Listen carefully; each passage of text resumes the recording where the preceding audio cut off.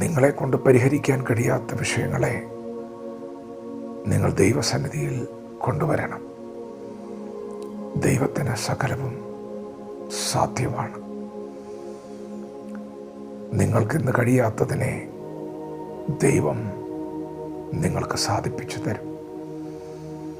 പ്രാർത്ഥിക്കുക എന്നുള്ളതാണ് നമുക്ക് ചെയ്യാൻ പറ്റുന്ന വലിയ കാര്യം.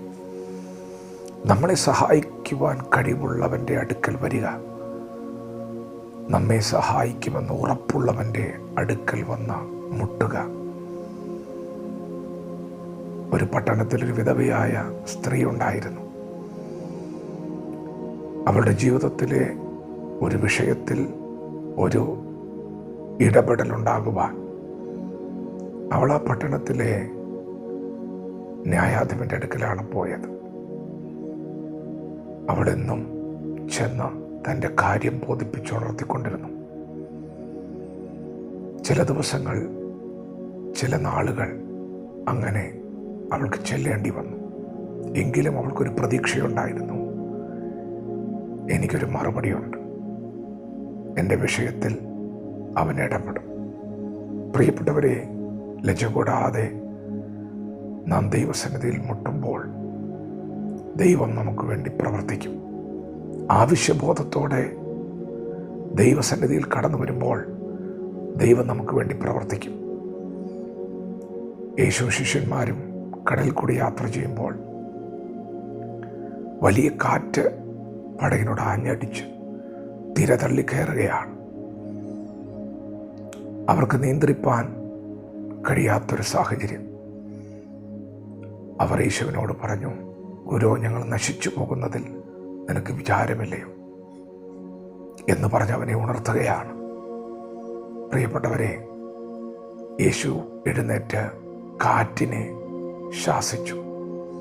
ഇന്ന് പകൽ അവൻ നിങ്ങളുടെ ജീവിതത്തിൻ്റെ ഈ പ്രതിസന്ധിയുടെ പുറകിലെ കാരണത്തെ ശാസിക്കുന്ന ദൈവമാണ്.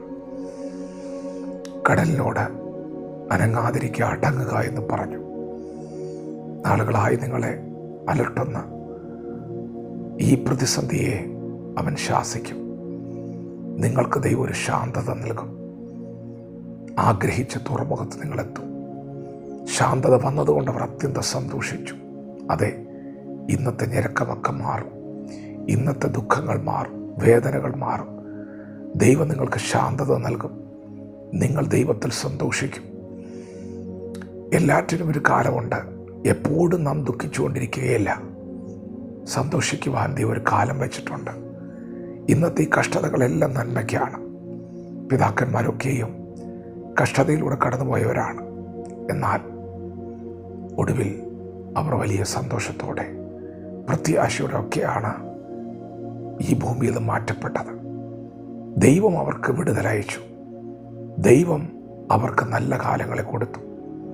യാക്കോബിൻ്റെ ജീവിതത്തിൽ അവൻ വലിയ ദുഃഖത്തിലൂടെ തൻ്റെ മകൻ്റെ ജീവിതത്തിൽ വന്ന നഷ്ടങ്ങൾ ഒക്കെ കണ്ട് വലിയ വേദനയിലൂടെ കടന്നുപോയൊരു കാലം.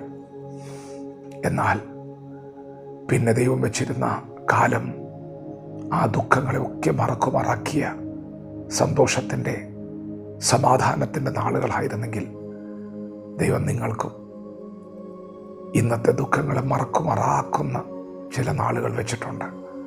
ദൈവത്തോട് പ്രാർത്ഥിച്ചുകൊണ്ടേയിരിക്കുക. ഇടപെടാതെ പ്രാർത്ഥിക്കുക. ഏതു നേരത്തും പ്രാർത്ഥിക്കുക. പ്രാർത്ഥനയുടെ മറുപടി നിങ്ങൾ കാണും. വിശ്വസിച്ച് വചനത്തെ ഏറ്റെടുക്കാം. ദൈവം നമ്മെ ഓരോരുത്തരും ഈ പകൽ അനുഗ്രഹിക്കുമാറാകട്ടെ. ആമേൻ.